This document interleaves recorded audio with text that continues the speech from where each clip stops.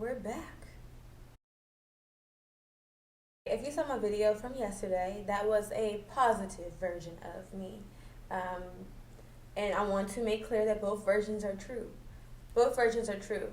One of the reasons that I believe God called me to be a transformational coach is because I am a living example of transformation. So as much as I want to post videos that paint me in a positive light and that are professional and make people admire me, I don't get to do that.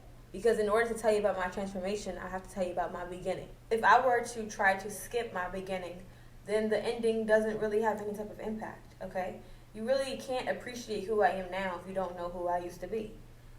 Who I used to be, I don't even have a word for it, but I did used to produce a reality show that I recorded and edited and posted, and I called it Young, Wild, and Free. I always emphasize that title was probably the best title for who I was, Young, Wild, and Free. So if I had to put one word on who I used to be, wild. All right? And free. Let me tell you what inspired this.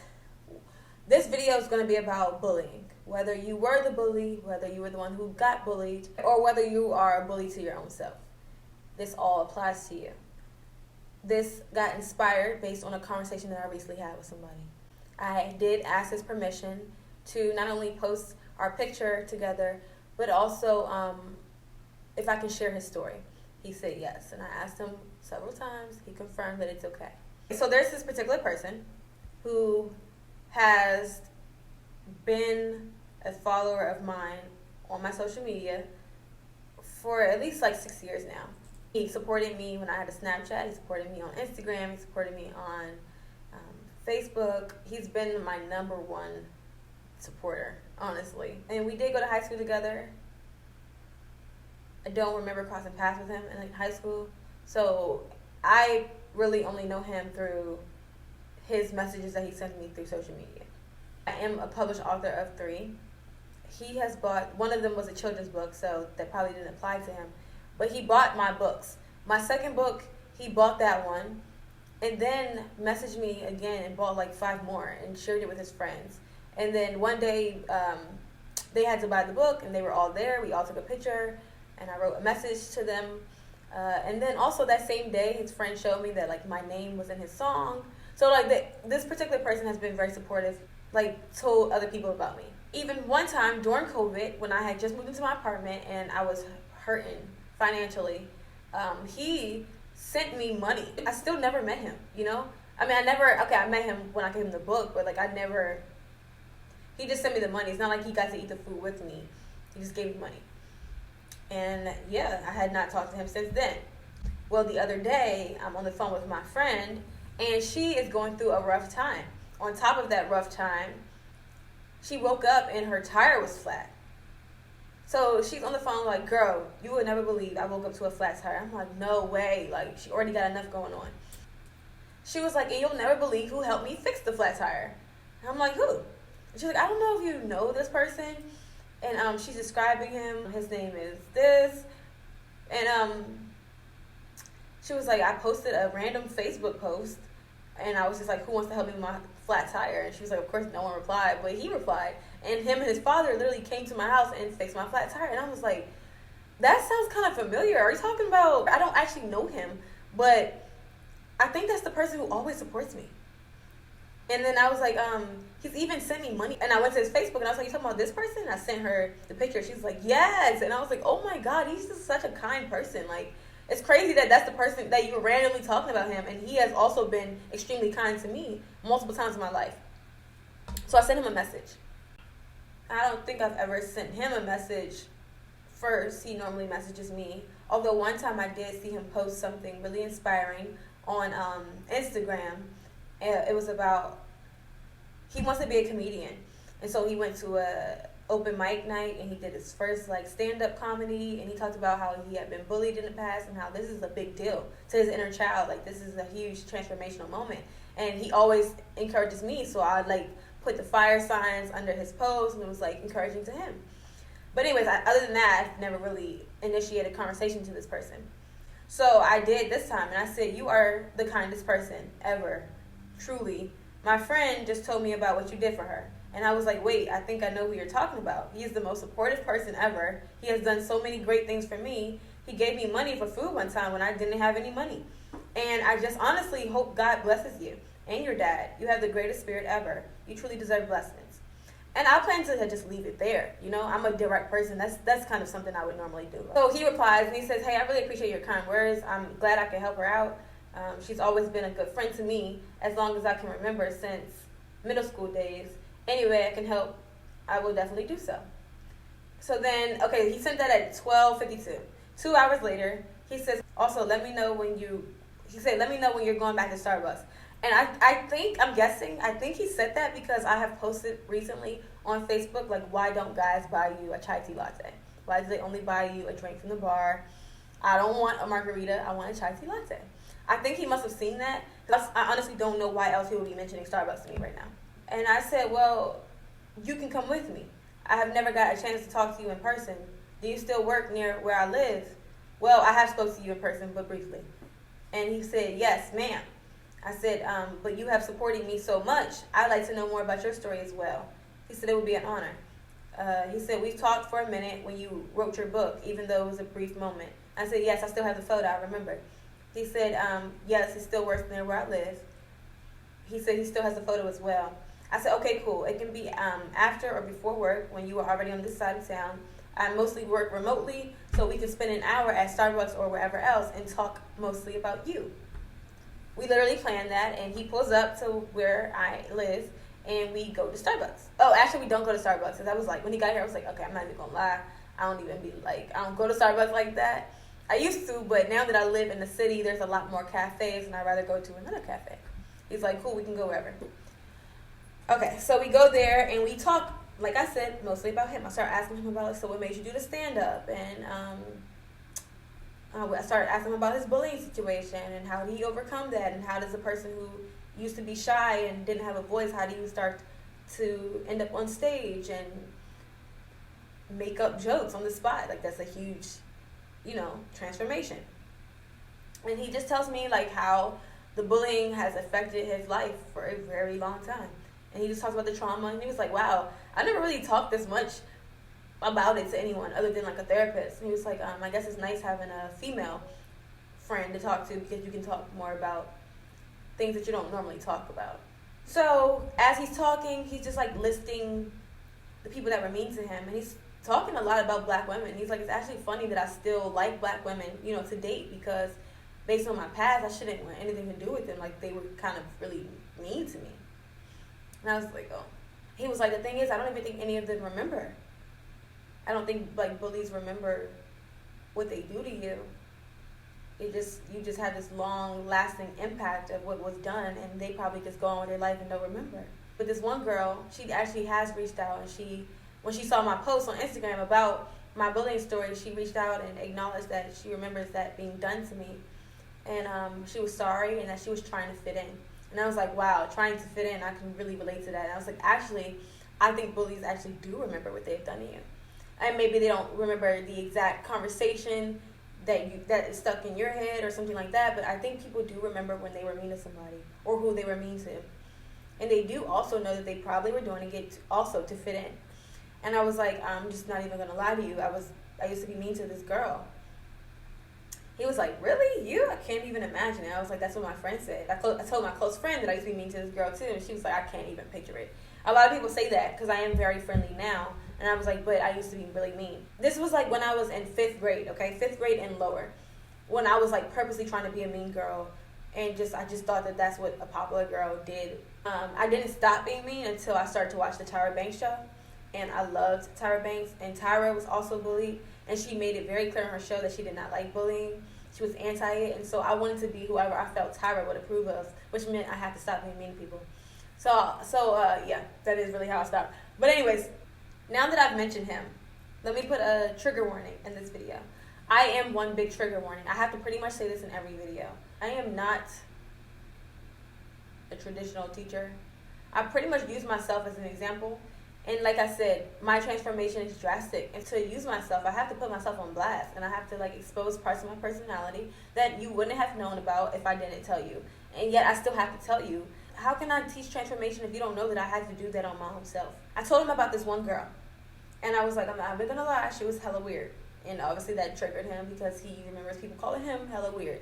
And I was like, and maybe that's my younger self using the word weird, and my adult self would say she was hella different. And also my adult self can probably recognize that she probably comes from a really bad household. Something was not being done at home. She smelled bad, her hair was never done, sideburns that came all the way down her face. I'm not making fun of her right now. I'm trying to help you see her in the 5th grade mind that I had.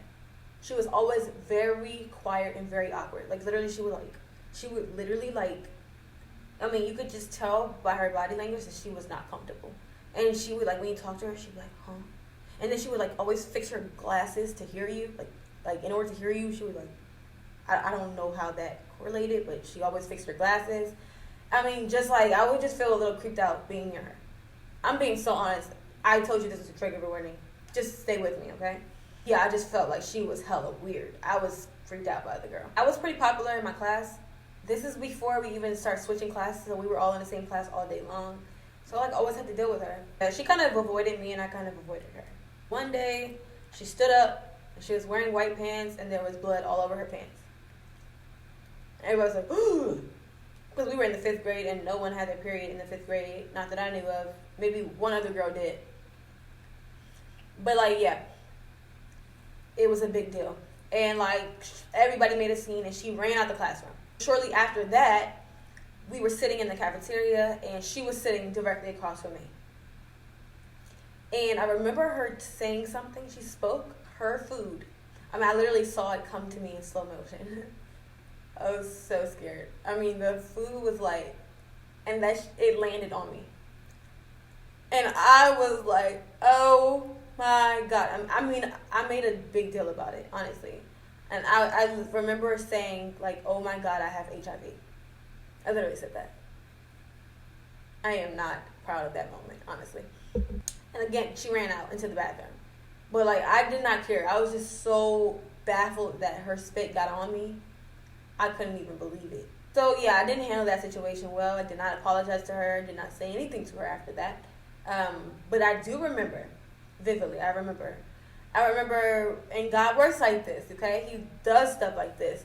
He will make you cross paths at a certain time for a reason. And I remember coming out to the hallway, probably to go to the bathroom, and as I was going to the bathroom, she was coming out of the guidance counselor's office. And I remember seeing that, and I was like, it means something. I just tried to look away quickly. I tried to pretend I didn't see that. Because this is a time where, mental health was not a thing. Nobody really went into the guidance counselor's office. At this time, if you went to the guidance counselor office, it's probably because you were talking to a therapist, which was not a thing. This is 5th grade. And so I was I remember thinking, oh my God. I just know that she is in there because of me. And it wasn't only me. I wasn't the only mean person to her. But I just knew that I had to be a large part. She probably says my name to the guidance counselor. So I tried to ignore that. I still didn't say anything to her. I didn't know what there was to say. So, I probably should have said sorry, but I just wasn't doing that at that time. So then now we're in 6th grade. It's a whole another year. And I'm watching Tyra Banks heavily now. And now the transformation has already happened in me. I don't want to be mean to anyone. Oh, wait, time out. Oh, okay, let's go back to the guy, my supporter. I would say his name, but I don't know if he wants me to say his name, so I'm just going to have to label him as that right now. So we're at the cafe, right? And I remember asking him, because you could tell that when he talks about the bullying situation, it's triggering for him.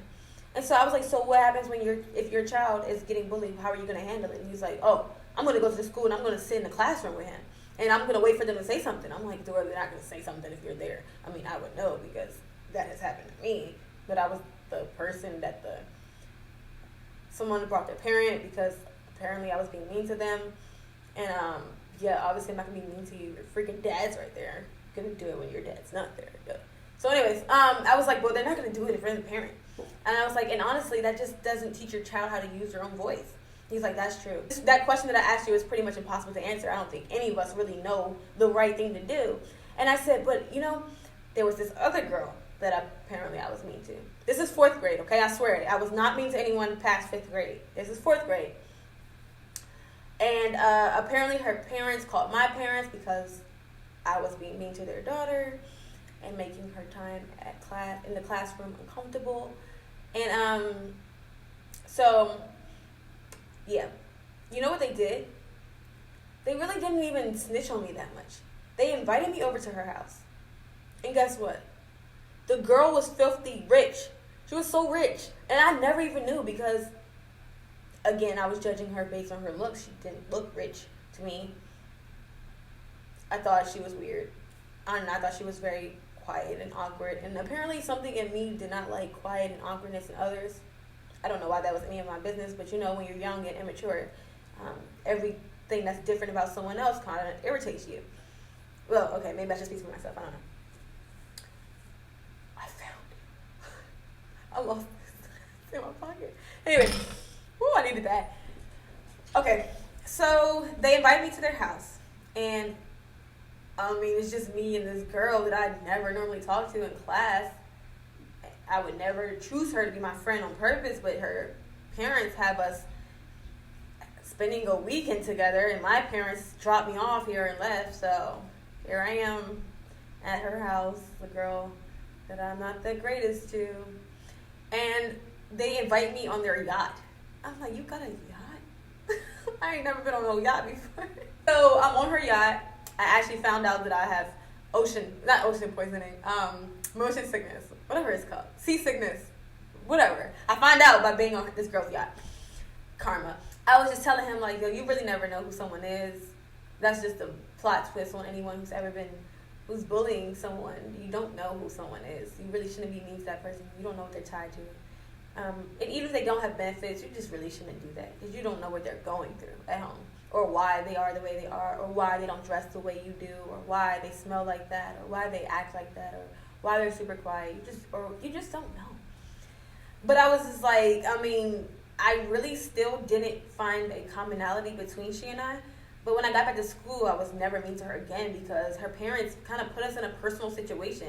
They killed me with kindness. They literally invited me to their house and showed me a piece of their lifestyle. But either way, it would have been too awkward for me to continue to be mean to her. So they did not punish me. They did not yell at me. They did not get me suspended. They barely even told my parents that I was being kind of mean, but they didn't really go in on like how.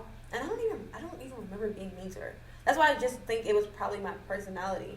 I was probably a bitch. And I believe that. I just don't even recall being mean to that specific girl. But she said I was. So, she's probably going to tell the truth.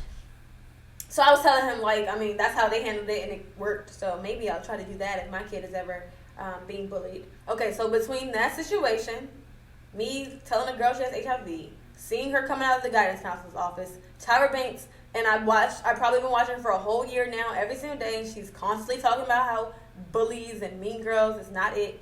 And I don't want to be that no more. So my transformation has now happened. Now I'm in the 6th grade. And I am in the bathroom by myself. And I hear the sink is running. So someone else is in there with me. And I come out at the sink. And here we go. It's the girl who I said had HIV in 5th grade. And now we're in the 6th grade. And I have not seen her since she came out of the guidance counselor office. So I'm like washing my hands, looking, every time making sure we're not making eye contact. I'm like, this is so awkward. I need to hurry up and go. And yet it's just smack quiet. We just both washing our hands. And I'm like, and I just turned the sink off and I just look at her and I was like, I'm sorry for being mean to you. I was like, you don't deserve that. Should have never said you had HIV. I felt really bad. I haven't seen you since then. I've wanted to apologize. I'm sorry. Please forgive me. And she said that it was okay. And she fixed her glasses, and she walked out. And then I walked out, and that was very awkward. And I just never wanted to be in a position where I have to ever apologize to someone for my personality. So I have never, and I actually went from mean to extremely nice. I don't think there's anyone, hold on, people will say I'm blunt. They will still say I'm blunt, and if you screw me over, they will still say I'm a bitch. But there's no one in the whole world since 5th grade who would ever say that I treat them mean. Okay? I'm not gonna antagonize you. I would never insult you. In fact, I embrace differences now. Just because I literally saw her go to the guidance counselor, and I just know that was partly because of me. And that is just not something that I wanted to ever I don't want to be a part of that. I just determined that God did not create me to make someone else's life on earth miserable. So I stopped doing that, okay? And I said sorry to her, and I wrote my wrongs in that area. Okay? So I basically brought that up because I was like, yeah, I just kind of feel compelled whenever I talk to people who have been bullied to let them know that I think the bully absolutely does remember. I definitely remember what I've done to her. I remember the mean things that I've done in my past. Now, if they're going to reach out and say sorry, then that takes a different type of person. It takes a different type of humility. That doesn't always happen, but I'm pretty sure your bully remembers what they've done to you. And I said, and let me tell you how God works, because, okay, so now this is when the story as I'm talking to him, I start thinking about this girl. This girl and I, we were close friends in high school. I helped her through a lot of the stuff she was dealing with at home. We told each other a lot of secrets. We used to text all the time. We were friends. I don't know what happened, and I kind of do know what happened. She liked me. I didn't like her back.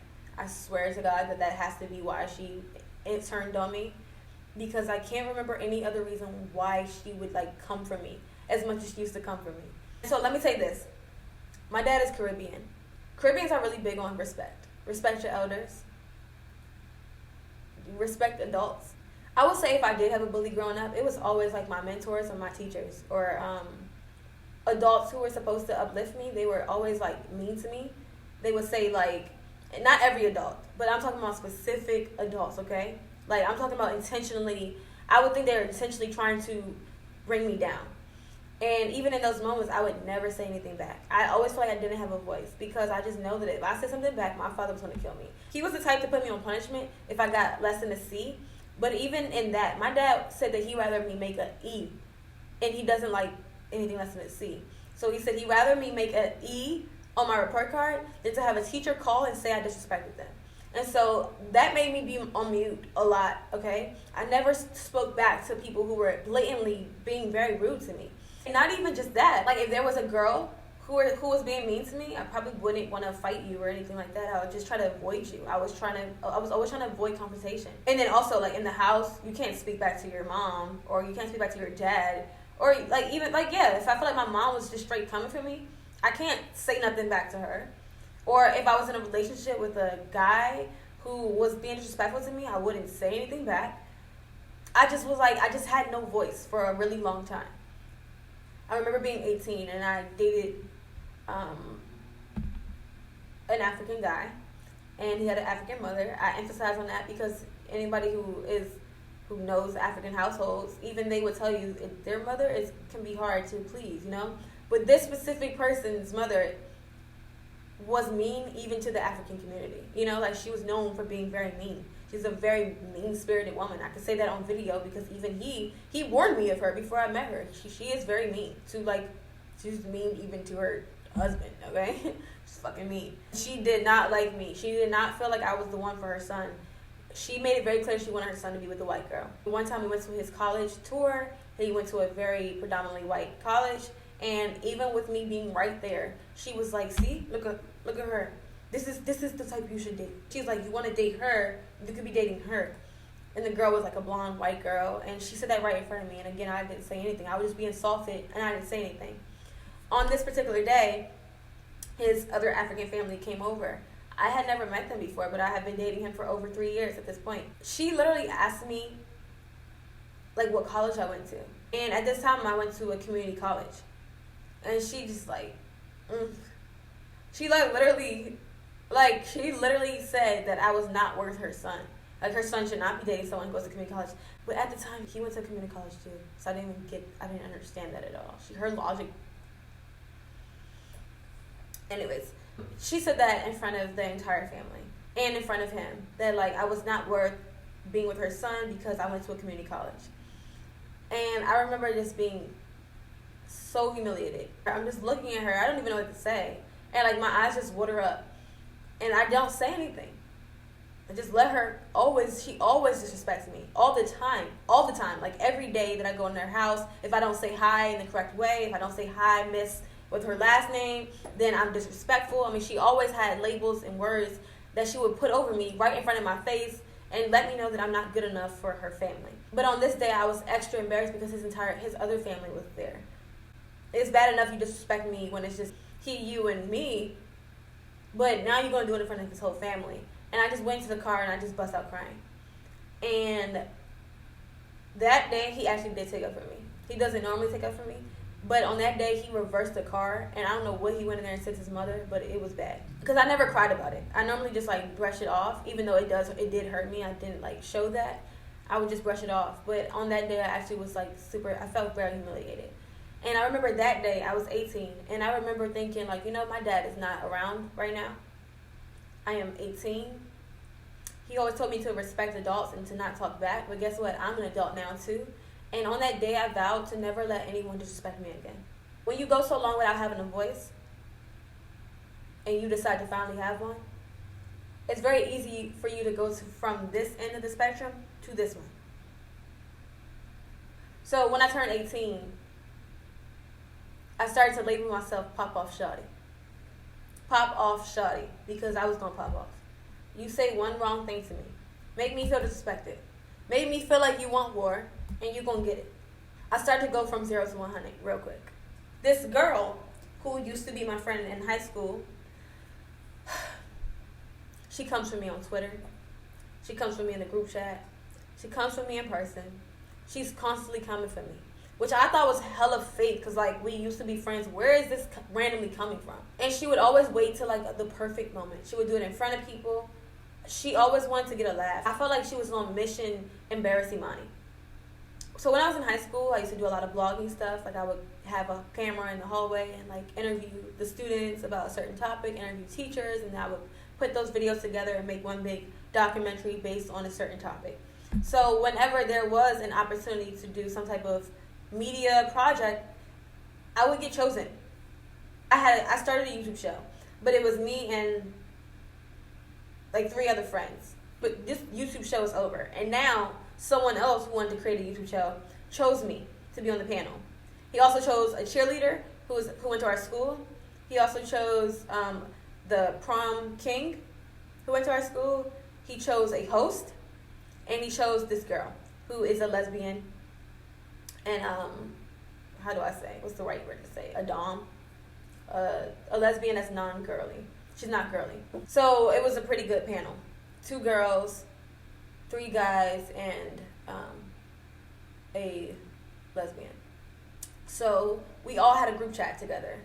Like, in the group chat, we'll be talking about the project, and then, like, she would, like, randomly post a picture of my boyfriend, or, like, post a picture of, like, a shirt that he made and start laughing at it. As if I'm not in this group chat. As if they don't have a different group chat without me. Like, I mean, to me, that was, like, do you want to fight? Like, I know you're not about to talk about my boyfriend in front of me. And you know we date. Like, what the... Anyway, she would just do things like that. Or, like, let's say in the group chat, they're talking about an idea, and I have an idea, and she'll be like, what, Imani? That's so stupid. Like, you just need to stop talking. Or she'll just say stuff like that. And I'll be like, what to you? Like, what? And then one time, I remember being in person. We were in person. Like, we were having a regular meeting like we always do. And, like, I remember just telling my boyfriend, like, I don't know if I want to be in this group anymore. This girl keeps coming for me, like, I'm about to just do my own thing. This is actually how my YouTube channel starts. I actually decide to leave them and start my own. I remember, like, this is the last straw. She stayed coming for me. I've tried to ignore it multiple times. Now we're in person. And, like, every time I say an idea, she's going to make it seem like I'm an airhead or my idea's stupid or let's everybody laugh at Imani. And it's like, okay, I do say airhead things, but she would do it every time, even when it wasn't that, like, that moment didn't call for that. She's just doing it. One time I got so mad. I don't know what she said, but I was like, I will jump over this table and slap you right now. I will jump over the table and slap you now. And she'll be like, calm down. She talks slow. That's why I'm mocking her like that.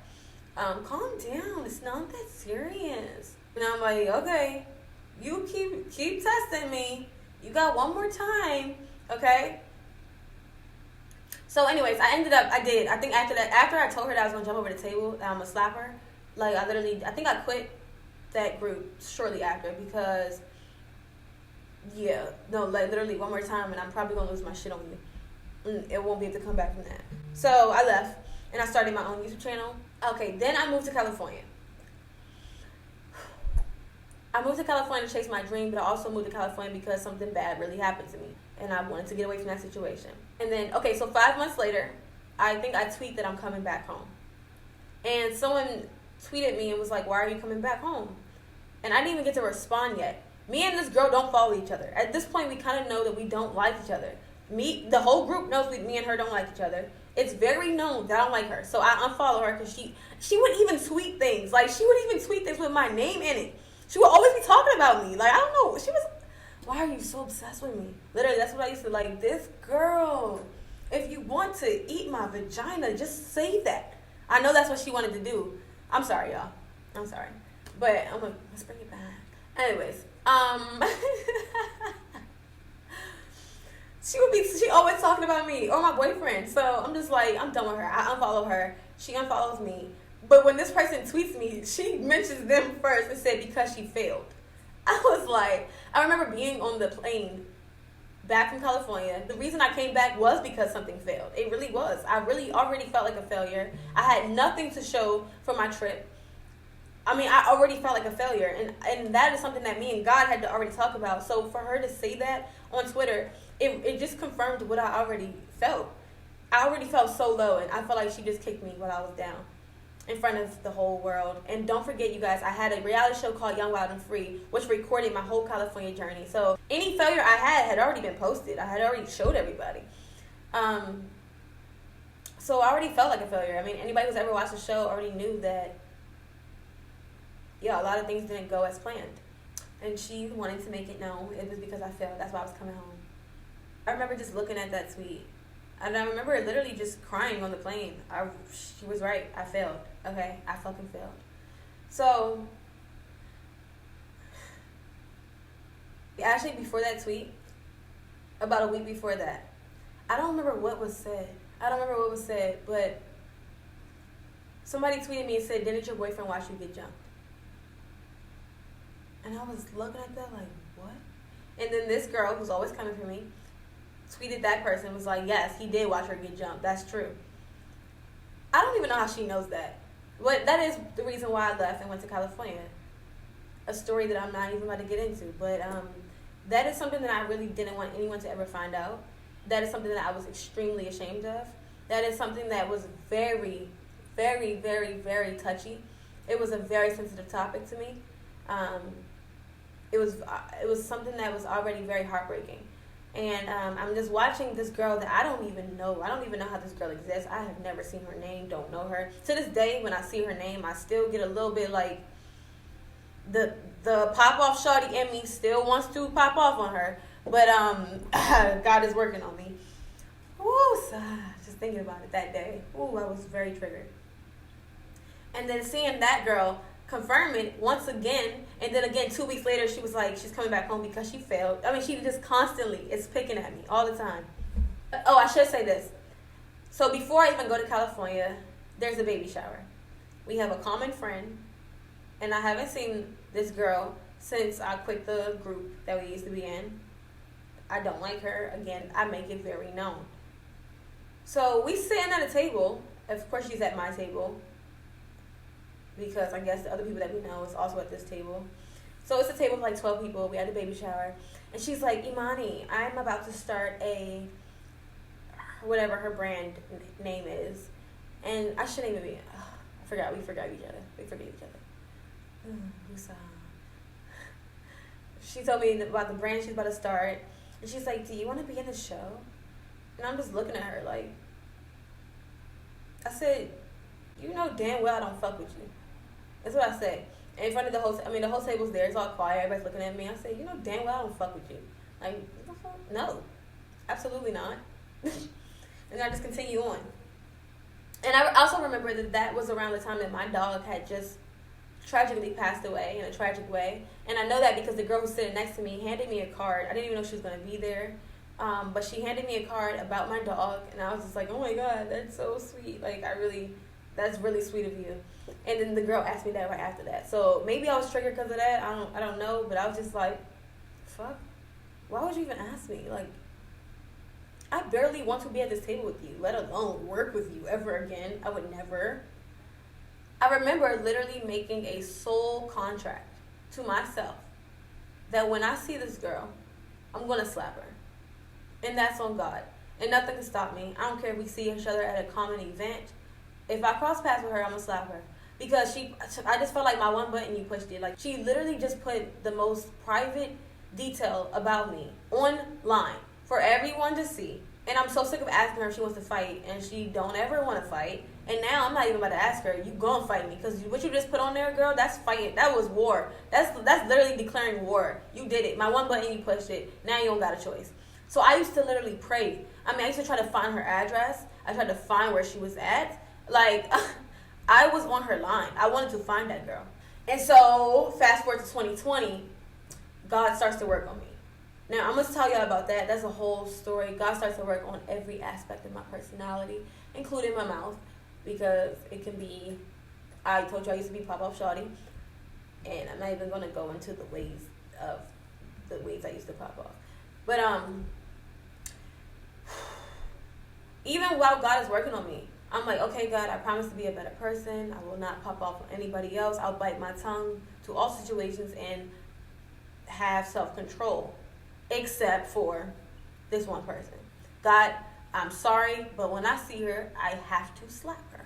I mean, I really can't even be fully healed until that part of me declares war on her. Like, God, I'm sorry. Like, you're going to have to literally baptize me in the holiest of waters for me to not find her. If we do cross paths, and I don't even know, I swear this had to be God, because we live in the same city. We should have crossed paths.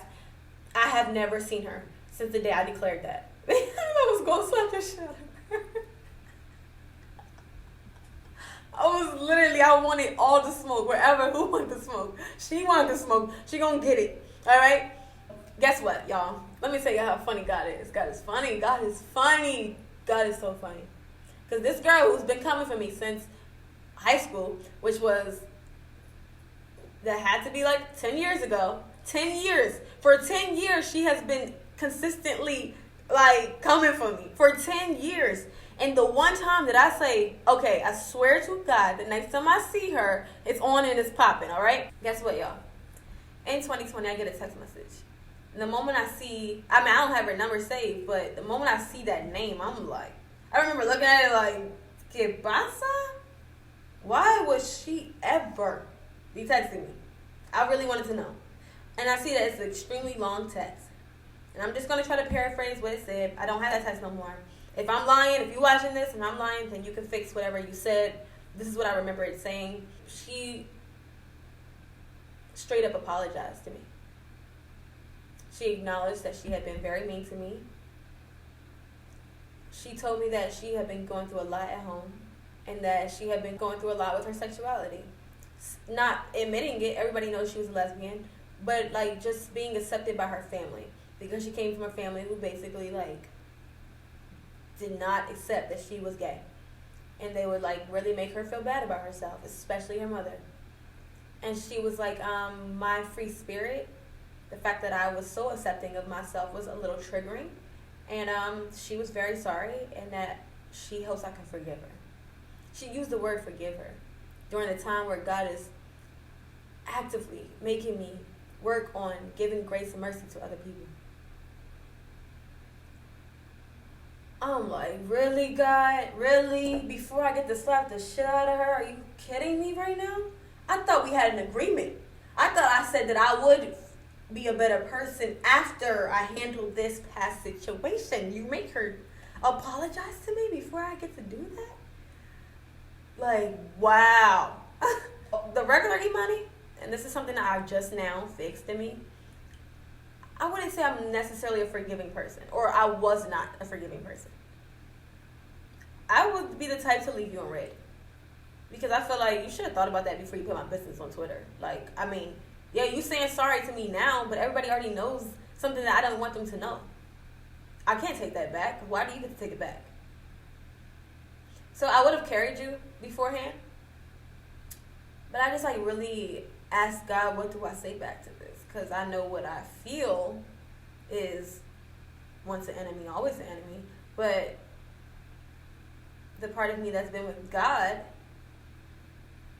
and also God will humble you and remind you of times where you had to ask for forgiveness. And of course, He showed me a scene of when I was in the bathroom and I had to ask that girl to forgive me for the way that I treated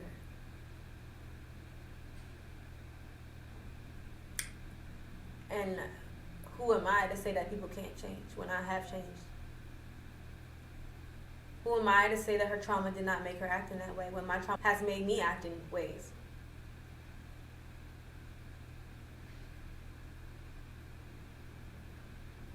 I told her that I really appreciate her reaching out because, yes, she is very mean to me. And I know that could not have been easy for her to send that. And I know that she did have problems with her family because I used to be her friend and that's what I used to help her with. I used to be the one that encouraged her to live her truth. That's why I didn't really know where all this came from because I'm like, where did this change? And I told her that I'm proud of her for accepting herself now. And that I pray that her family will do the same. And that I would forgive her. And again, thank you for reaching out. So, all this to say, I was telling the guy that was in front of me, the bully is also going through things. But they do remember what they have done to you. And I'm also proud of you for going from having no voice to doing what you're afraid of, which is getting on stage and pursuing your dream of being a comedian. I also vividly remember being a bully to myself. For most of my life, the bully in my life was me to me. I would put poison in my body. I would hurt myself. I would just not be good at myself. And even I have had to apologize to myself for what I have done, for what I have inflicted into my own life. I say all this to say, forgive your bully. If your child is being bullied, maybe you should kill that person with kindness. If you have been the one to be mean to somebody, please free them. Free them by apologizing. Because I promise you, they probably still remember that conversation. They still remember that joke you made. They still remember the humiliating feeling that you brought upon their life. And you have no idea how much apology can help. When she sent me that apology, I asked her if we can put this on my channel. I asked her if she would come on my channel and say this in person. Not to put her on blast, but just so that people who have gone through this can see two adults have this type of conversation. But during that time, during COVID, I actually ended up deleting my everything. I deleted all my social media and I no longer did videos. So, but the private conversation was good enough. I did always wonder why she was coming for me like that. So it was kind of good to get the reason. All right, y'all, that's all I got for today. The guy that I met with, he told me that he ended up drinking a lot. He didn't have a voice. He was being abused at home. He felt like his siblings didn't really take up for him either. So I just made it very clear that I was very proud of him for... Now he's in the gym. He's using his power in a different way. He's on stage. He's making people laugh. And I asked him, what part of you wants to make people smile? When people were the reason that, when people were the main reason for your depression. He was like, that's a good question. He told me that helping other people smile keeps him smiling. And that's honestly very true. A lot of us are going through things and we project it in ways that hurt others. But if you were to project happiness onto someone else, miraculously, that same thing is going to bounce back to you. So instead of trying to be mean because you're in pain, try to be kind because you're in pain. Bye, guys. Until next time.